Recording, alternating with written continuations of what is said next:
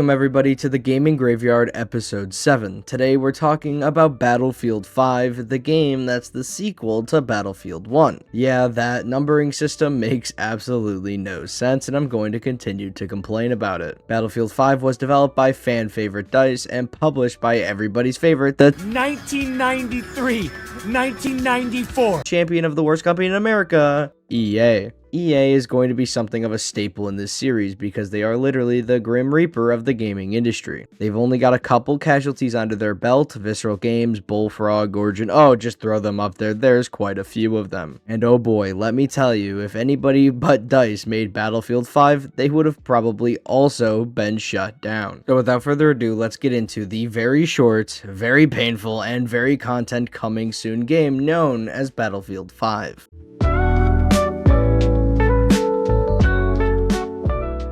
The story of Battlefield 5 has to begin with its predecessor, Battlefield 1. Battlefield 1 is not the first Battlefield, may I remind you, in its series. It is named Battlefield 1 because it takes place in World War I. Then you might be questioning why Battlefield 5 is Battlefield 5 if it takes place in World War II, because EA said so. Shut the fuck up. Anyway, Battlefield 1 was projected by EA to sell a mind-boggling 14 million copies, and to say that they underwhelmingly smashed those expectations would be an under-fucking statement. The game went on to sell over 25 million copies, being one of, if not the most successful Battlefield releases of all time. It was the golden child of what EA was looking for. Money, and oh yeah, that thing EA loves so much, money. The developer of the game, DICE, was actually very much so up to the task of making a couple good games, and a lot of bad ones. The reason Battlefield 1 was so unbelievably shocking internally to DICE developers was because they only had 2 years to get her done. They also had less than half their workforce to work on the game.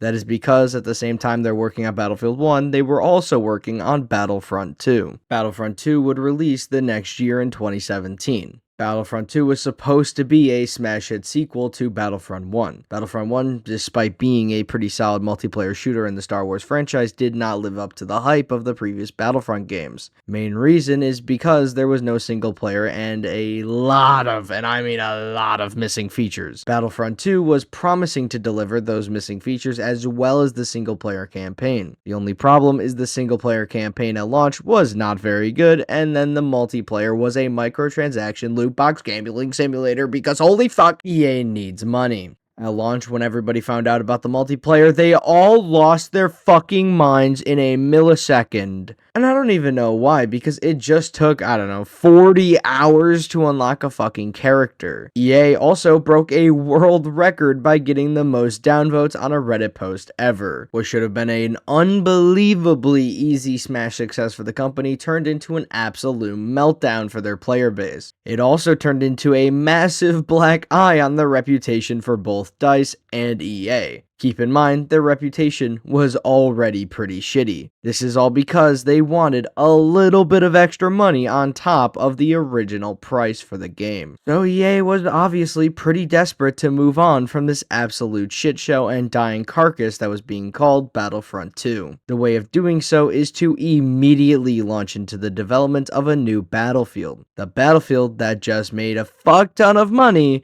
The logic being, if I use company that make me make money, I make money, me be happy, I make money. So even though DICE was busy being bogged down by the game that was now lighting itself on fire, they also had to use, again, another small team, according to many people, probably even smaller than the original Battlefield 1 team, which was already pretty fucking small, by the way, to make a brand new game. Almost immediately, the marketing machine that is EA started shoving this down everybody's throat. They would reveal this new Battlefield on May 23rd, 2018 at their new EA Play press conference. It would be dubbed Battlefield 5, or V, whichever one you want to choose. And like I said, here we go again. This doesn't make any sense, of course, because if Battlefield 1 was named Battlefield 1 because it was set in World War 1, then why wasn't Battlefield 5 named Battlefield 2 because it was set in World War 2? Well, because they already had a Battlefield 2. I don't know. Look, it pisses me off to this day why they chose this numbering system. Long story short, they weren't going to reuse Battlefield 2 because they aren't Call of Duty, so instead they decided to make it Battlefield 5. Because there was a Battlefield 4, so it'd be the sequel to Battlefield 4, but also the sequel to Battlefield 1. You got it? Cool, thanks. Please let me move on. One of the first things that they would reveal at this conference was that the campaign would be like Battlefield 1, a bunch of miniature campaigns instead of one big story like in Call of Duty. In my opinion, I don't think it's all that interesting, but hey, it's better than having none. Yes, I'm looking at you, 2042. I'll drag you up here eventually. Someone at EA Marketing also decided that it would be a fantastic decision to shove women in your face 24/7. If this was any other medium of entertainment, that would not have been a problem.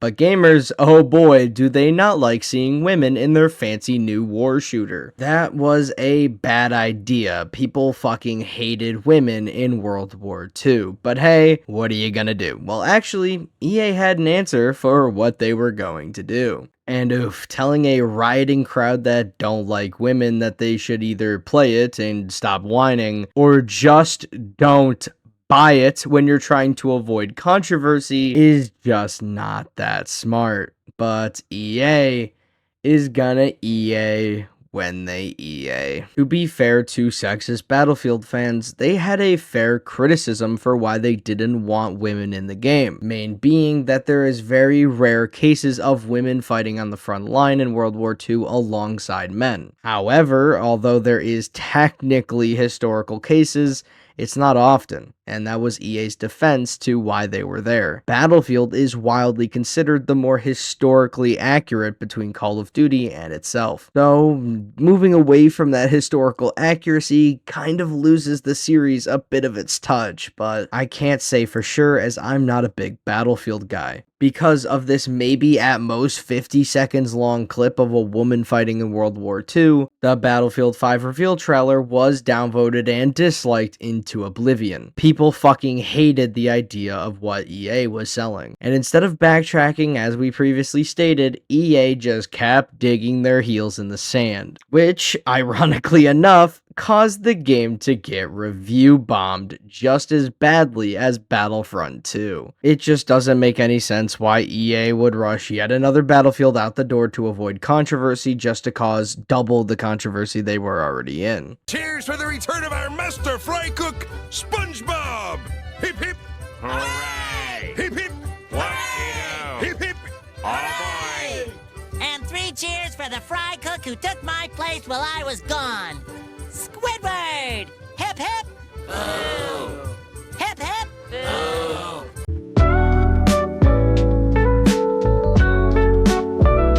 But moving forward from the woman controversy, heading into Battlefield 5's release, it did relatively a good job of unbelievably quickly not showing anything deemed even the tad bit of controversy. They kind of immediately stopped showing women as often, and they immediately started pushing a lot more men being men in the trailers. They fought off a lot of hate, and I've got to hand it to them, the marketing team did a fantastic job. But only so much marketing could hide the fact that this game was developed in just 1 year. No, I didn't stutter. 1 year. Battlefield 5 began development in 2017 and finished its development in November 9th of 2018. Even for EA, that's some tight fucking margins. So when the game finally did launch in November 9th of 2018, it was despised. One of the big controversies that the game really had was the time to kill was changed, which for Battlefield fans was apparently like stealing the Mona Lisa. The stories were unbelievably short, which makes sense because there's not a lot of story you can make in just 1 year. It was also missing such basic features like a firing range. Loot boxes made a shocking return. You think EA would skip them for a game, seeing how Battlefront 2 literally burnt to the ground because of them, but no. The audio sounded like my microphone trying to record this video because it's taking a shit.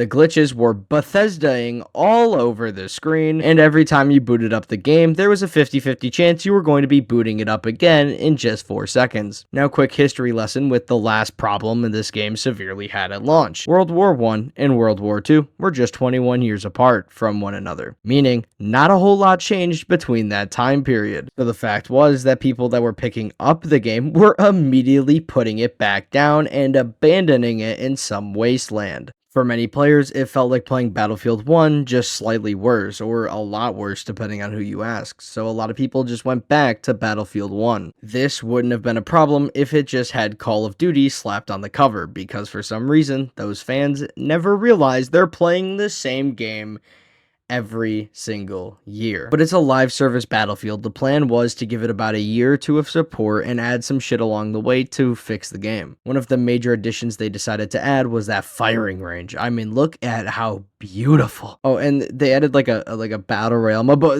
who cares? Firing range, dude. Look at it. It's so complex, so beautiful. Wait.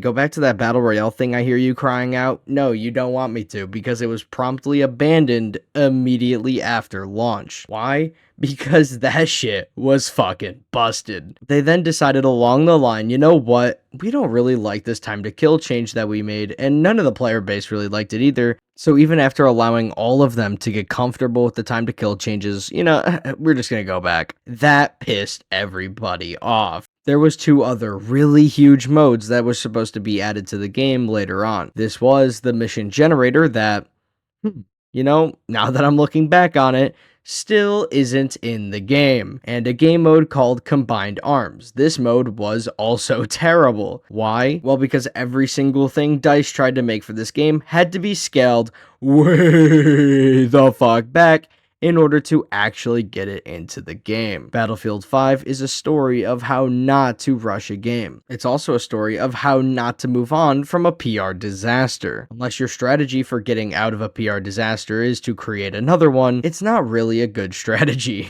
In the end, Battlefield 5 failed because EA just wasn't really capable of giving the game the time it needed to actually, I don't know, be a game. In the end, if EA would have just simply given Battlefield 5 more time and most importantly more people, then the game would have probably come out in a much better state at release. It also probably would have never made its appearance on this series. Unfortunately, I don't even know if EA knows what the words more time or more people even mean, because they immediately followed up Battlefield 5 with Battlefield 2042. Which, yes, at some point, I swear to God, I will put on this show. Eventually. I just don't want another EA game. It's too soon. I truly hope that EA at some point, which is very unlikely, gets forced to switch its mentality. But, again, yeah, okay. I have a better chance of becoming the US president than EA actually changing its mentality on how to make games. After all, like I said previously, they're the Winner. 1993, 1994. champ of the worst company in America. Well, I am going to take this moment where I normally say thank you and then end the video to say, really, I appreciate all of your support. If you made it this far in the video, I am beyond grateful. I mean, all the support on the channel has been absolutely unreal, and I'm going to continue to innovate on everything I'm doing. My editing has gotten, at least I think, decently improved, and the pacing of the video I think has gotten better. I think I'm getting better, and I'd like to hear your thoughts. Thanks for all the support, and have a good day.